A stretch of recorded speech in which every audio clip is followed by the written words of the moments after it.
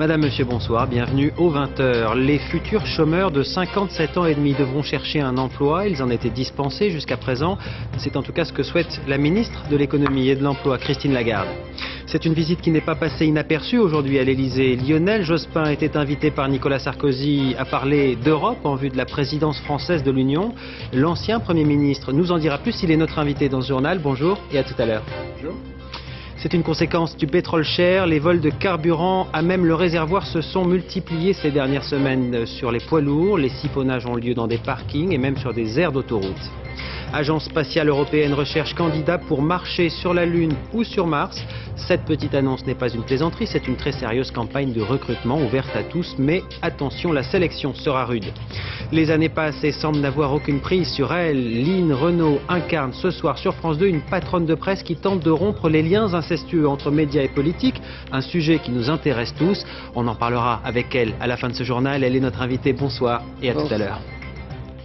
Et on commence avec cette nouvelle annonce gouvernementale. Aujourd'hui, la ministre de l'économie et de l'emploi, Christine Lagarde, a confirmé qu'elle souhaitait qu'à l'avenir, les futurs chômeurs de plus de 57 ans et demi ne soient plus dispensés de rechercher un travail, comme c'est le cas aujourd'hui.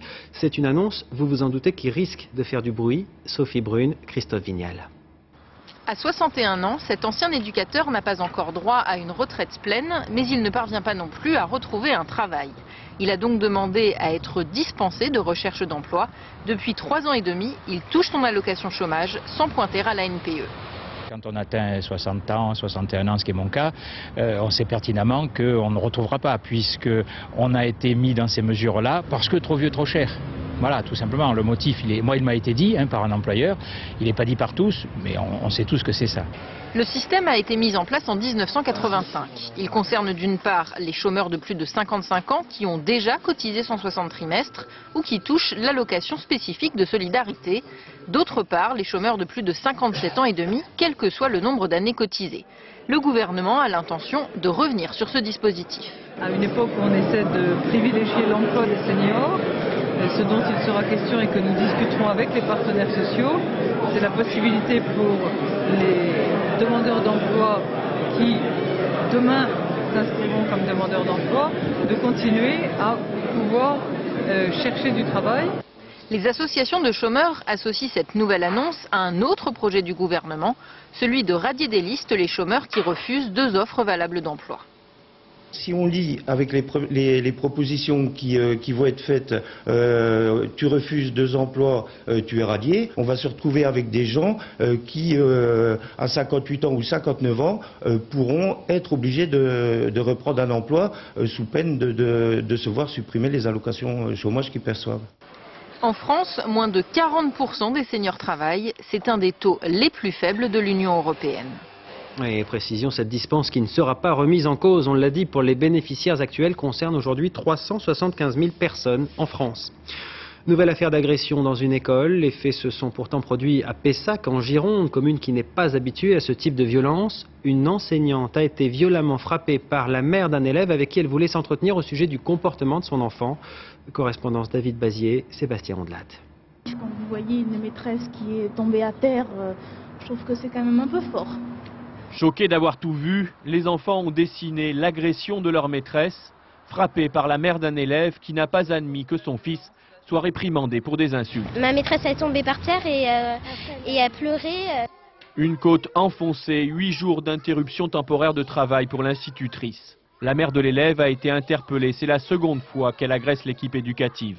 Tous les autres parents ont signé unanimement une pétition pour soutenir les enseignants. C'était important pour les enfants de voir que tout le monde faisait bloc derrière l'enseignante pour contrarier cet acte.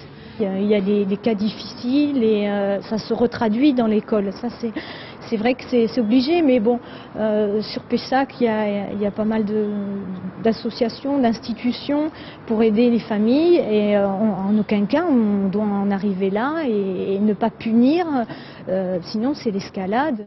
L'école est située dans un quartier qui connaît des difficultés sociales, mais l'agression de la maîtresse est un acte isolé. On fait déjà dans l'école un gros travail de citoyenneté au niveau des enfants, puisque nous avons des règlements de cours qui ont été instaurés par les enfants eux-mêmes. Donc les enfants sont habitués à travailler autour justement des règles et de la loi. À la sortie de l'école, les enfants aussi avaient un message. On t'aime tous et on est tous là pour te soutenir et tu viens quand tu veux. Du baume au cœur pour la maîtresse. Et puis la violence gagne aussi les cabinets médicaux. Comme les professeurs, les médecins ne sont, semble-t-il, plus respectés comme avant. Ils sont de plus en plus victimes d'agressions, y compris physiques. Les derniers chiffres qui viennent d'être révélés sont effarants. Il y a eu l'an dernier, en moyenne, 2 agressions de médecins par jour en France, et 2 fois plus qu'il y a 4 ans. Pierre Monégier, Dominique Mas. C'était il y a 10 jours, en fin de matinée. Sophie Bleuet s'apprêtait à prendre l'attention d'une patiente lorsque 3 hommes masqués ont forcé la porte de son bureau. Donc il y a 2 individus sur les 3 qui sont rentrés dans mon cabinet, qui ont poussé ma patiente sur le mur, qui m'ont poussé moi sur le mur, en me mettant un pistolet sur la tempe et en me demandant les clés. Les malfaiteurs ont pris la fuite avec sa voiture et le sac à main d'une patiente. Violence, braquage, menaces, l'Ordre des médecins a recensé 837 incidents en 2007, soit 16 agressions par semaine, c'est 2 fois plus qu'il y a 4 ans. Première victime, les généralistes dans 59% des cas, loin devant les urgentistes.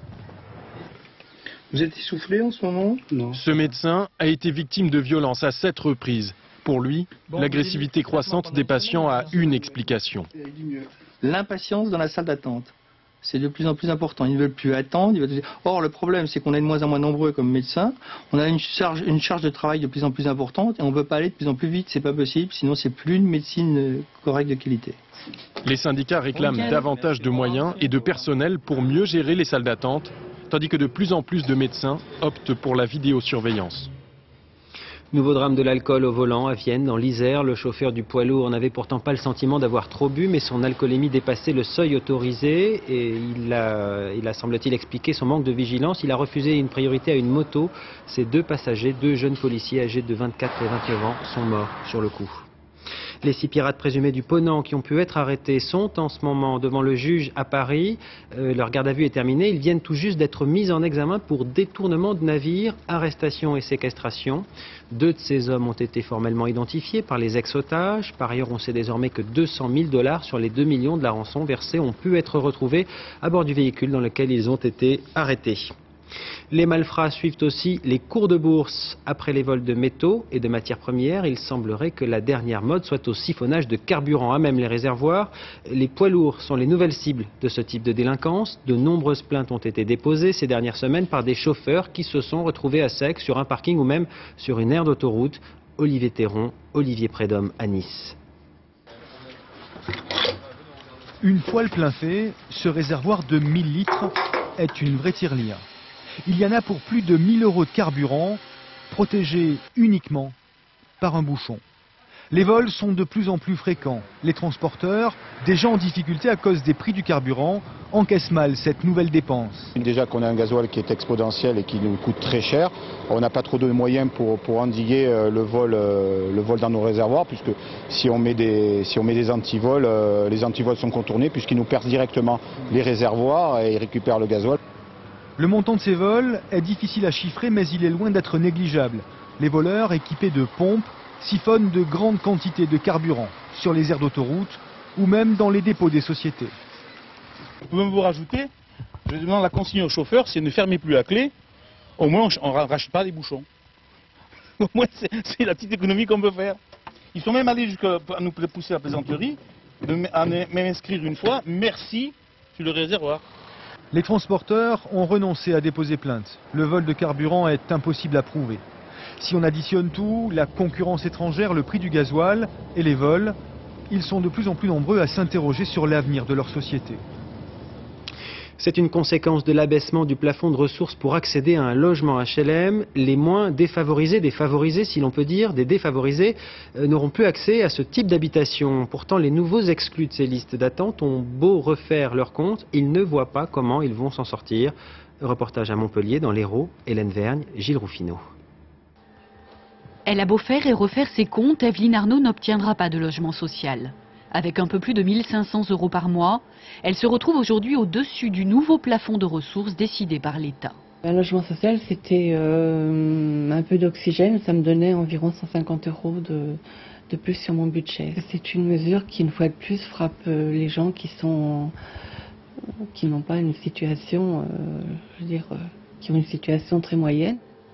Une fois déduit loyer au crédit, Evelyne n'a plus que 300 € pour vivre. C'est encore trop pour briguer un logement HLM. Le 4 avril, le gouvernement a annoncé une baisse de 10% du plafond des ressources. En Languedoc-Roussillon, où les salaires sont parmi les plus bas de France et où dans le privé les loyers s'envolent, les bailleurs sociaux sont inquiets. Un F3 de 380 € par mois à l'ACM est loué à plus de 800 € dans le privé. Mais ce qui est le plus grave, c'est que tous ceux qui avaient espoir dans un logement social et qui étaient à la marge par rapport à leurs revenus vont se retrouver complètement exclus. Exclure les classes moyennes pour laisser la place aux plus défavorisés. Pour Denis Rey, directeur des organismes HLM, ça veut dire à terme modifier les équilibres sociaux dans les quartiers. Nous sommes en train de fabriquer un véritable ghetto. Vous allez avoir statistiquement donc une population qui sera au niveau le plus bas des revenus et je dirais des difficultés sociales. Des ghettos de familles très pauvres comme il en existe dans beaucoup de grandes villes. Comment alors convaincre les maires de construire de l'habitat social? Certains préféreront sans doute payer l'amende que prévoit la loi. Si couacs il y a eu, ils sont dus à une précipitation. De qui? Le Premier ministre ne le dit pas, mais les mots sont de lui. En déplacement au Maroc, François Fillon est revenu sur les récents cafouillages au sein de son gouvernement. Envoyés spéciaux à Rabat, Françoise David, Daniel Lévy. Ces derniers temps, François Fillon tentait de mettre de l'huile dans les rouages de son gouvernement. Ce matin à Rabat, il s'improvisait ingénieur du son pour tenter de réparer un micro défectueux, comme un nouveau couac, cette fois-ci silencieux. Après la mise en garde de Nicolas Sarkozy contre les cafouillages gouvernementaux, François Fillon se veut optimiste. Les turbulences, c'est la vie quotidienne d'un gouvernement. C'est certainement pas les dernières. J'essaie de faire en sorte qu'il n'y en ait pas trop. Il faut qu'on mette les bouchées doubles. Parfois, quand on met les bouchées doubles, ça amène à un petit peu de précipitation. Et c'est pas bien grave. Visite à dominante économique, visite protocolaire aussi au mausolée de Mohamed V. Les ministres qui accompagnent François Fillon l'assurent, dorénavant, plus de déclarations intempestives. Je crois que quand on applique un certain nombre de règles qui consistent, quand on est secrétaire d'État, à respecter son ministre, quand on est ministre, à respecter son Premier ministre et la suite, comme l'a très bien expliqué hier le Président de la République, les choses fonctionnent normalement. Les regards du Président n'étaient dirigés vers personne. Vous savez, mon conseil de ministre, je suis un peu au bout de la table, je ne vois pas tout ce qui se passe. La délégation française est tout sourire lors de sa visite à Mohamed VI. La bonne humeur semble être revenue au sein du gouvernement. L'avertissement de Nicolas Sarkozy a été entendu. Plus de couacs, disputes ou propos contradictoires. C'est promis juré, mais jusqu'à quand? Et justement, après ces mises en garde, Nicolas Sarkozy est passé à un autre sujet aujourd'hui en invitant un ancien Premier ministre qui n'est pas passé inaperçu dans la cour de l'Élysée tout à l'heure. Il s'agit de Lionel Jospin. Je le précise tout de suite, il ne s'agissait pas de poursuivre l'ouverture en cas de remaniement. Le président de la République souhaite entendre tous ceux qui étaient aux commandes lorsque la France présidait l'Union européenne, puisque je vous le rappelle, cette présidence tournante reviendra à Paris pour 6 mois dès le 1er juillet prochain. Alors Lionel Jospin est avec nous sur ce plateau. Bonsoir. Bonsoir. Merci d'avoir accepté notre invitation.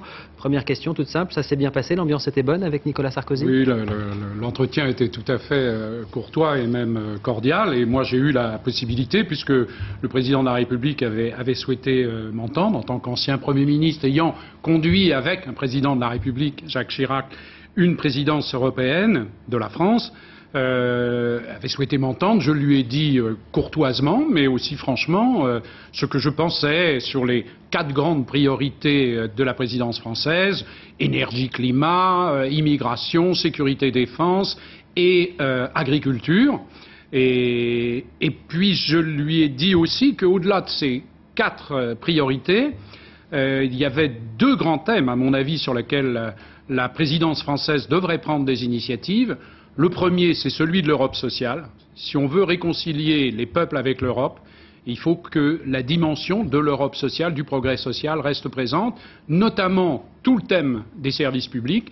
Et puis évidemment, la deuxième grande question, c'est faire que l'Europe prenne des initiatives contre et après la crise financière internationale qui menace notre économie. Alors l'Europe sociale d'abord, quand vous parlez d'Europe sociale, vous lui avez dit quoi concrètement? Qu'est-ce que vous lui avez suggéré? Ce sont des conseils, ce sont des orientations précises?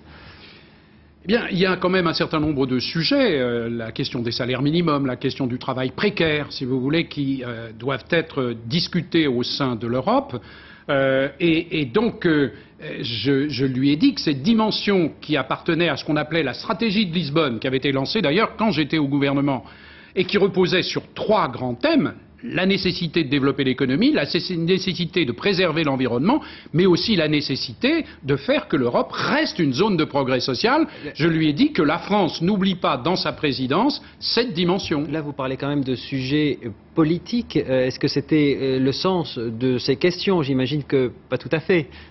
Attendez, je suis pas sûr de comprendre le sens de votre question. Il n'avait pas nécessairement de conseils à vous demander, j'imagine, d'un point de vue politique. Peut-être que c'était plutôt d'un point de vue institutionnel, ou est-ce que... Je ne suis venu, bien sûr, ni comme un conseiller du président de la République à la veille de sa présidence, ni comme un donneur de leçons, naturellement. Mais sur les 4 grandes priorités, je lui ai dit quel était mon sentiment. Par exemple, sur la question de l'énergie, la Commission européenne voit ça sous l'angle de la concurrence. N'oublions pas les problèmes de l'indépendance énergétique et de la sécurité énergétique. Sur la sécurité et la défense, qui sont les priorités françaises, je lui ai dit, très bien, mais à quoi sert de faire une défense européenne si nous avons déjà décidé de réintégrer l'OTAN, ce qui n'est pas ma position. Donc je suis venu comme un ancien responsable. Je lui ai dit mon expérience d'une présidence et j'ai réagi sur les thèmes qui sont les siens, et j'en ai ajouté d'autres. Vous parliez de la crise financière internationale. Oui. Que peut faire l'Europe, selon vous, pour peut-être endiguer ce mouvement international qu'on ne semble plus contrôler de manière politique aujourd'hui dans le monde?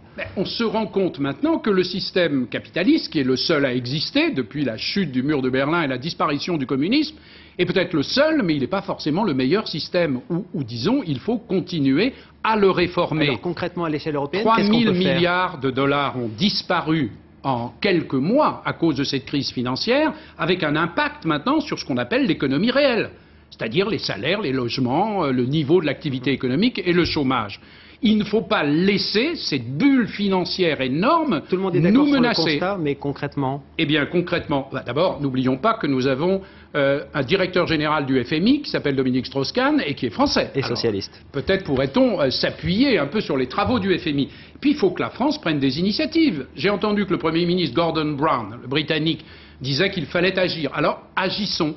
Pour, par exemple, imposer aux institutions financières de respecter véritablement des règles, comme on dit, prudentielles. Le mot veut bien dire ce qu'il veut dire, des règles de prudence. Et puis, puisque ces institutions financières, quand il y a crise, font appel aux banques centrales et à l'État, et aux États, que les États et que les banques centrales rappellent un certain nombre de règles. C'est-à-dire qu'il n'y ait pas tous ces fonds spéculatifs, ces paradis fiscaux. Il faut qu'on agisse dans ce domaine. Et l'Union européenne, première puissance commerciale du monde, a de quoi peser. Et donc je souhaiterais que la présidence française soit l'occasion d'initiatives. J'imagine que vous avez aussi parlé de questions françaises. On se souvient de votre tribune dans Le Monde où vous avez un peu décrié l'exercice du pouvoir du nouveau président de la République. Vous lui en avez parlé? Non, nous n'avons pas parlé de mon article dans Le Monde, pour être très clair. Mais de votre critique sur son exercice du pouvoir et de la présidence française. Mais puisque je suis là, je peux réagir au sujet que je viens d'entendre dire. Et j'entends parler de cafouillage, j'entends parler de cacophonie. Et je me suis dit, bon, il y a peut-être quelque chose qui relève de l'art de gouverner. Peut-être que ça ne gouverne pas très bien aujourd'hui, et notamment entre l'exécutif et sa majorité. Mais au fond, je me suis demandé si derrière l'apparence de l'incohérence politique sur la suppression du remboursement des lunettes, sur la mise en cause des cartes familles nombreuses à la SNCF, sur la réduction des allocations familiales, si derrière toutes ces mesures et l'incohérence politique, parce qu'on annonce, puis on recule, et puis on dément, il n'y a pas en fait comme explication une logique économique et sociale. Logique économique et sociale dure, qui n'est pas acceptée par la population et que les députés de la majorité n'arrivent pas eux-mêmes à assumer. Et c'est peut-être au cœur de cette logique économique et sociale que se trouvent les raisons de cette relative incohérence politique. Un mot sur, on va revenir sur la présidence française. Pendant les Jeux Olympiques, donc la France présidera l'Union Européenne. Vous conseilleriez au président de la République française d'y assister à la cérémonie d'ouverture des Jeux Olympiques? C'est un sujet que nous avons évoqué par incidence et brièvement. Je n'ai pas de conseils à lui donner, c'est à lui d'apprécier. J'ai envie de dire une chose. Les seuls qui ne peuvent pas boycotter les Jeux Olympiques, ce sont les dirigeants chinois. Donc vous lui avez conseillé de boycotter? Donc les Jeux Olympiques auront lieu. Et moi je pense que, puisque de toute façon les Chinois ne renonceront pas aux Jeux, nous avons en fait une très grande latitude pour que politiques, chefs d'État, mouvements associatifs, sportifs, nous exprimions d'une façon sans doute intelligente, fine, mais que nous exprimions notre attachement aux droits de l'homme à l'occasion de ces Jeux. Je crois que c'est comme ça qu'il faut voir les choses. Merci Monsieur Jospin, et puis je vous libère puisque je sais que vous devez partir en Martinique maintenant pour assister à l'enterrement d'Aimé Césaire. Merci d'avoir été avec nous sur ce plateau. Justement, en parlant du décès d'Aimé Césaire, Bertrand Delanoë l'a annoncé tout à l'heure, les obsèques nationales seront retransmises en direct sur le parvis de l'Hôtel de Ville dimanche. Il y aura par ailleurs demain soir une veillée sur la place de la Sorbonne en hommage au poète, mais sa dépouille mortelle ne devrait pas rejoindre le Panthéon. Sa famille s'y oppose a priori, mort ou vivant. Aimé Césaire est, semble-t-il, inséparable de sa terre de Martinique qui a porté son souffle et son verbe. Sur place, Anne Poncinet, Dominique Bonnet. À la gare routière de Fort-de-France, sur la côte Caraïbe, les chauffeurs sont catégoriques. Aimé Césaire ne peut pas entrer au Panthéon, car pour cela, il faudrait qu'il quitte l'île. Les Français mettent les Français dans leur Panthéon. Notre Panthéon à nous, il se trouve en Martinique. Notre Panthéon à nous, il est ici, chez nous. Vous voulez pour vous? Ah oui, en Martinique, ah oui. Les militants du parti fondé par Aimé Césaire préparent les obsèques et ne se prononcent pas sur le fond. Mais ils rappellent que l'écrivain ne goûtait pas les honneurs officiels. Il avait refusé d'entrer à l'Académie française.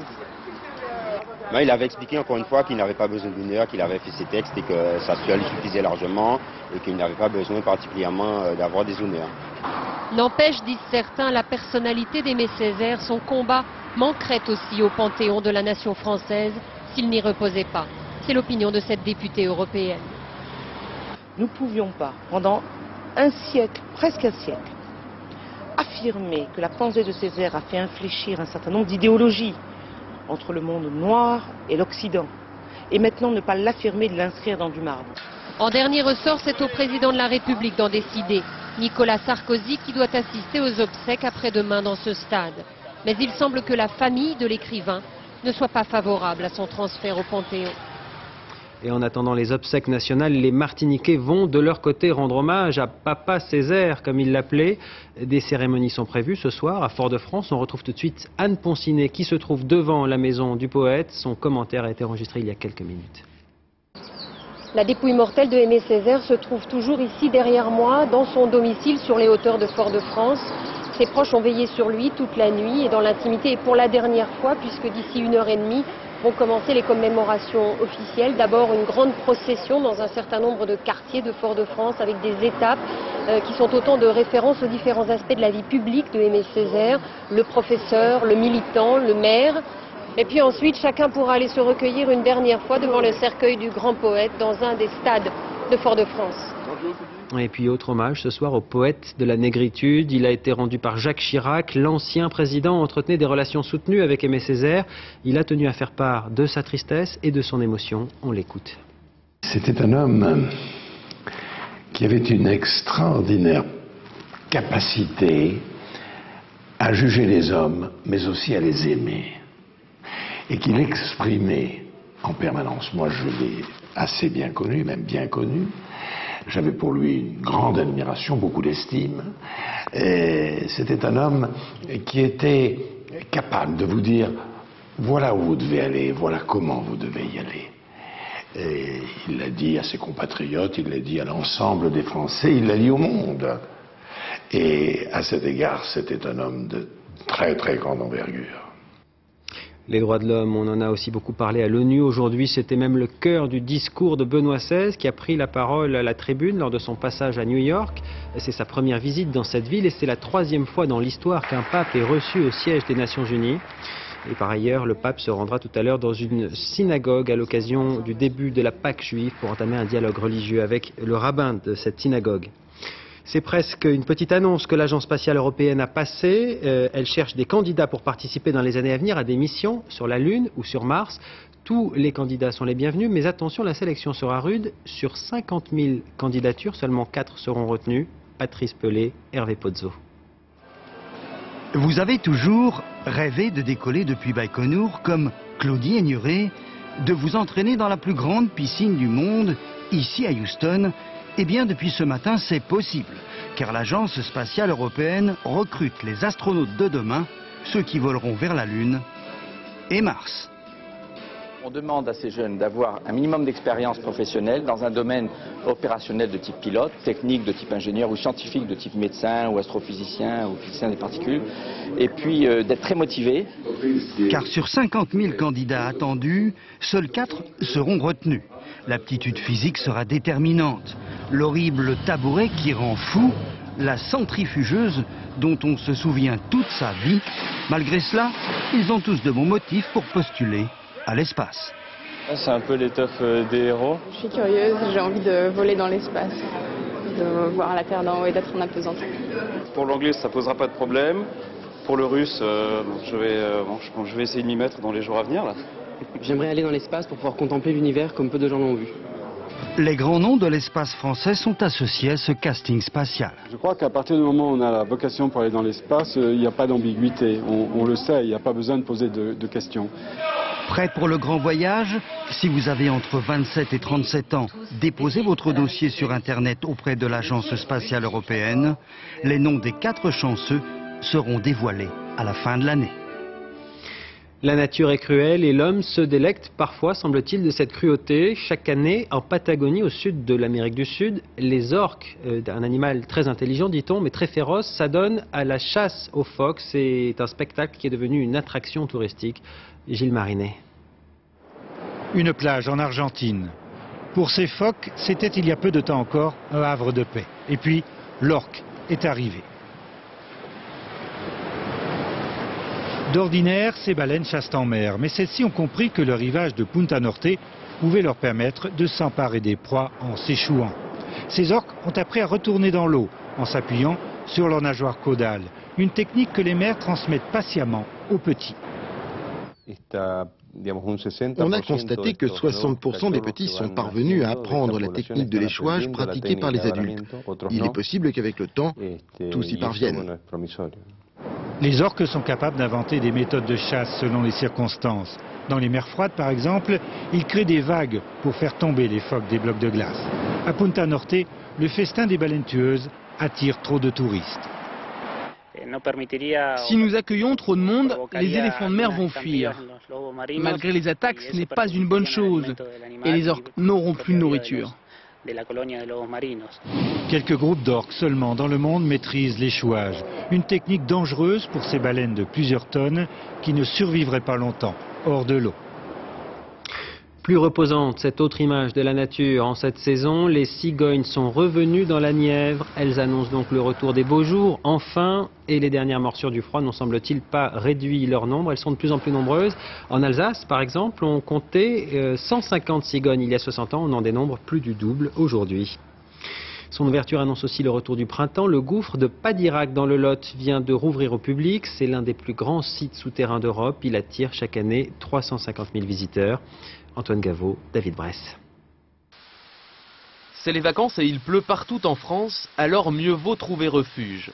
Et pourquoi pas ici, carrément sous la terre, au gouffre de Padirac à plus de 100 mètres de profondeur. 2 kilomètres de balade dans le plus grand gouffre d'Europe, au milieu des roches calcaires façonnées par l'eau et le temps. La visite commence d'ailleurs au fil de la rivière souterraine. Nous voilà partis, mesdames, messieurs, pour une petite traversée de 500 mètres. Et nous sommes à 103 mètres sous terre. Il y a 1 million d'années, les premières gouttes de pluie sont arrivées ici, à la surface de ce plateau calcaire, se sont infiltrées dans des failles et progressivement, ça a formé des galeries. La suite se fait à pied, 1 heure de périple dans les cavernes, à la rencontre de merveilles géologiques aux noms abyssaux et poétiques. On y découvre la cathédrale du gouffre et sa voûte de 94 mètres, la grande pendeloque, stalactite géante, ou encore le lac de la pluie. Oui, c'est très impressionnant, c'est quelque chose, disons, d'extraordinaire et je pense peut-être un peu unique. Et aussi, j'aime bien quand c'est noir. Pourquoi t'aimes bien? Parce que je crois que c'est des fantômes. Découvert en 1889 et ouvert au public dès la fin du 19e siècle, le gouffre a déjà accueilli plus de 20 millions de visiteurs. De mars à octobre, ils sont 350 000 de plus chaque année. Une clientèle qui va de 7 à 77 ans. Je veux dire, on y va de génération en génération. On amène les enfants, les petits-enfants. On est très heureux d'abord de présenter le site. D'après la légende, c'est le diable qui aurait ouvert le gouffre avant de s'y réfugier. Mais on se rassure, personne ne l'a croisé, du moins pas cette fois-ci. La torche olympique poursuit son périple. Elle se trouve aujourd'hui en Thaïlande, escortée avec ses désormais célèbres gardes de la sécurité chinoise qui font le tour du monde avec elle. Il n'y a pas eu d'incident sur cette étape. Il faut dire que l'avion a atterri sur une base militaire avec un comité d'accueil trié sur le volet. Demain, elle traversera les rues de Bangkok avec des milliers de policiers et de soldats pour assurer sa protection. Et en attendant la flamme à Pékin, les athlètes chinois ont pu effectuer les premiers tours de piste dans le nouveau stade olympique, le nid d'oiseau, comme on l'appelle là-bas. Il est devenu une fierté nationale. Il pourrait donc leur donner des ailes. Pascal Golomer, Sylvain Guillaume sur place. Certains d'entre eux ont fait des centaines de kilomètres pour venir assister à l'événement. Découvrir en avant-première celui qui symbolise à lui seul les Jeux Olympiques de Pékin, le Stade national. C'est le premier stade construit en forme de nid d'oiseau. C'est vraiment une belle réussite. En tant que Chinoise, je suis très fière. Une fierté partagée et clamée haut et fort par les milliers de spectateurs installés dans les tribunes. Les organisateurs leur proposent pour l'occasion de suivre une épreuve de 20 km marche. Mais la compétition n'est qu'un prétexte. L'essentiel, c'est d'être là, pour le premier jour. Nous n'avons pas pu avoir de billets pour les Jeux, alors qu'aujourd'hui, c'était possible. Alors on a voulu venir voir. Les supporters en profitent pour peaufiner leur slogan. Allez la Chine, et tant pis pour ceux qui décideraient de ne pas venir. Je ne suis pas en colère, mais je trouve ça vraiment dommage, parce que ça fait longtemps que tout le monde attend les Jeux Olympiques en Chine. Et si certains ne viennent pas, c'est pour eux que c'est dommage. Dans le stade, en tout cas, l'heure est au sport, pas aux menaces ni aux invectives. Beaucoup ne sont même pas au courant des appels au boycott des produits français lancés sur Internet. Et ceux qui le sont ne l'approuvent pas forcément. Avant ces Jeux, je pense qu'il ne faut pas se boycotter les uns les autres. Éviter tout ce qui pourrait provoquer méfiance, hostilité et incompréhension entre les gens. Aucun doute, les Chinois sont impatients d'accueillir les Jeux. Ils sont aussi déçus de voir qu'à l'étranger, tout le monde ne partage pas cet enthousiasme. Un peu comme si l'on voulait gâcher leur fête.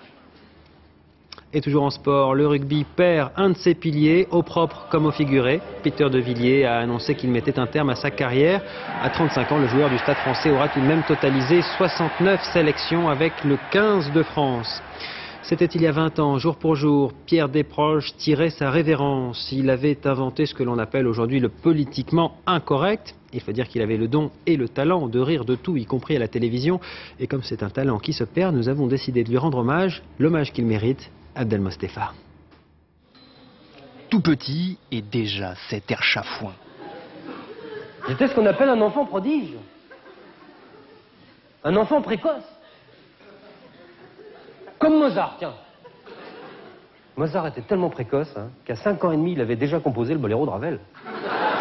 En fait, c'est à la trentaine seulement que Desproges devient dynamiteur de zygomatiques. C'est après avoir vendu des assurances-vie, des poutres en polystyrène ou écrit de vrais articles pour le journal L'Aurore qu'il devient faux grand reporter au petit rapporteur. C'est pas mal comme tissu, ça, c'est quoi? Oh, c'est un mélange de toile, de flanelle, de drap, je sais pas quoi, c'est une jupe en... Ça pluche pas, ça? Non, ça bouge pas, ce tissu assez sec. Jamais gratuit. Plutôt payant et tellement riche, le style Desproges. En guise de démonstration, son éditeur a d'ailleurs prévu une intégrale, ainsi qu'une anthologie, précédée d'hommages d'admirateurs orphelins. J'entends plein de gens très rigolos qui me racontent des histoires, qui font des commentaires, qui vannent. J'entends moins cette espèce de discours comme ça, ce point de vue, ce regard sur le monde, cette manière d'appréhender la vie, cette espèce de désenchantement spirituel. C'était à une heure de grande écoute à la télévision. Monsieur Cyclopède isolait le virus de la mort, maîtrisait un escargot forcené, plus qu'une, ou jouait à la roulette russe avec un imbécile. Je passe. Et c'était détonnant, non? Étonnant, niet.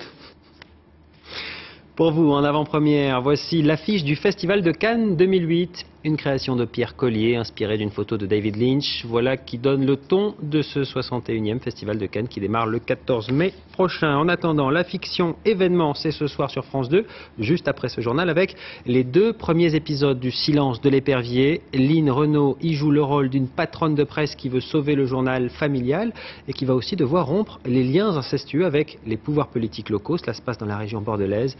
On regarde un extrait.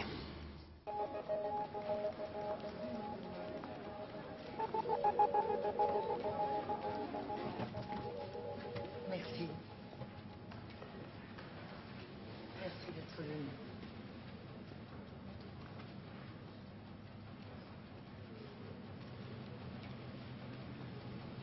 Je voulais vous annoncer officiellement ma décision d'accepter la direction de Grand Ouest. Au moins pour les 6 mois à venir. Vous vous souvenez tous que j'avais refusé la proposition d'Antoine.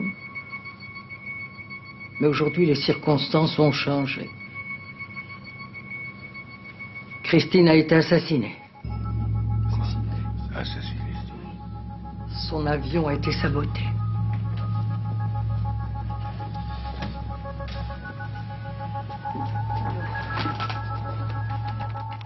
Lynn Renaud, bonsoir. Bonsoir. On sent l'atmosphère là déjà de ce huis clos qui commence et qui va s'ouvrir ensuite, mais vous allez devenir patronne de presse à ce moment-là, vous prenez cette décision et ça va impliquer plein de choses pour vous. C'est-à-dire qu'elle avait quitté ce métier depuis très longtemps, il y a 35 ans, après un très grand malheur. Elle avait perdu un enfant et son mari dans un incendie. Et là, elle avait refait sa vie, elle est heureuse. Son mari, qui est Michel Duchossois, est viticulteur. Ses enfants sont devenus les chiens. Elle était dans la vigne, elle était bien, et puis il faut qu'elle y aille, il faut qu'elle aille sauver ce journal familial. Voilà. Et là, elle s'aperçoit que l'histoire, ma foi, eh bien, va rattraper la famille. Elle cherche la vérité. Elle ne comprend pas pourquoi il y a tant de haine, il y a tant d'intérêts divergents. Et c'est vraiment le rapport de la presse avec les pouvoirs politiques et la presse avec les pouvoirs financiers. Vous dites ça avec un petit sourire, ça vous fait penser à une actualité que vous suivez, parce que vous aimez beaucoup l'actualité. Ah oui, l'actualité donne... Je suis pleine d'admiration pour les journalistes, parce qu'avec les moyens modernes de communication, le web, le portable, Internet, les informations sont multiples et les dérives peuvent être multiples également. Vous aviez voulu être journaliste, il y a très longtemps de ça. Vous vouliez même être reporter de guerre, c'est ça? Oui, quand j'étais petite fille, j'aurais aimé être reporter de guerre. Non, mais je suis pleine. Pourquoi? Parce que l'aventure, défendre, je sais pas, vous savez, des rêves de petite fille comme ça. Heureusement, c'était moins dangereux de chanter. En tout cas, c'est une histoire de destin, là aussi. C'est encore une histoire de destin pour cette femme dont vous jouez le rôle. C'est un rôle, j'ai envie de dire, qui vous convient parfaitement, bagarre et en même temps amour, passion. Recherche de vérité. Recherche de vérité. Recherche de vérité, et elle va découvrir derrière ce journal qui a été fondé par son père, Georges Vivier, pendant la Résistance, avec Antoine Carsac, le sénateur Carsac, un politicien. Pour pas dire autre chose. Non, elle va découvrir des vérités qui feront très mal. Et qu'elle devra, si vous voulez, sauver. Elle va découvrir ces vérités en même temps que les téléspectateurs, d'ailleurs. C'est ce que vous auriez aimé faire si vous aviez eu cet autre destin dont vous avez rêvé quand vous étiez enfant? Oui, j'aurais aimé avoir un journal comme Grand Ouest va le devenir, ne l'a pas toujours été, un journal indépendant du pouvoir politique et un journal indépendant du pouvoir financier. Comme tous les journalistes, je pense. Merci beaucoup en tout cas, Madame Renaud, d'avoir accepté notre invitation. Et puis on va vous suivre donc ce soir pour les 2 premiers épisodes. Il y en a 8 en tout, tous les vendredis. Les 2 démarrent ce soir avec le succès au bout, on imagine, on l'espère en tout cas. On se souvient des Fugueuses, ça avait plutôt très bien marché avec le théâtre sur France 2. Merci à vous. Merci Olivier. Au revoir. Au revoir. Merci à vous d'avoir suivi ce journal. C'est la fin. Je vous en rappelle le principal titre. Aimé Césaire sera donc enterré dimanche à la Martinique pour des obsèques nationales, obsèques qui seront retransmises à Paris sur le parvis de l'hôtel de ville avec un écran géant. Fin de ce journal, merci de l'avoir suivi. Dans un instant, la météo avec Isabelle Martinet, le point route. Ensuite, Valérie Maurice, c'est important aujourd'hui, il y a des départs en vacances. À 20h50, donc les 2 premiers épisodes de la grande fiction dont on vient de parler, Le silence de l'épervier. 22h30, Esprit libre de Guillaume Durand, consacré à l'œuvre d'Aimé Césaire, justement. Très belle soirée à vous et je vous dis à demain, 20h. Excellente soirée.